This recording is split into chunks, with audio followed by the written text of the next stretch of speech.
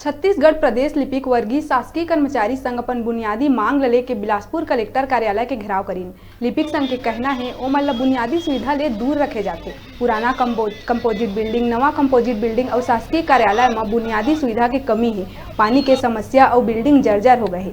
दिव्यांग मन बर लिफ्ट के सुविधा और संगे संग नवा कर्मचारी मन ला स्थायीकरण, पदोन्नति जैसन मांग ले के लिपिक कर्मचारी संघ ज्ञापन सौंपी।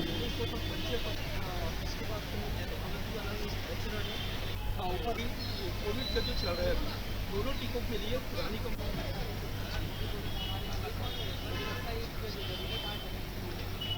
छत्तीसगढ़ प्रदेश लिपिक वर्गीय शासकीय कर्मचारी संघ के बैनर तले हम लोग आज का एक दिवसीय इसमें भोजनावकाश में ज्ञापन दिए।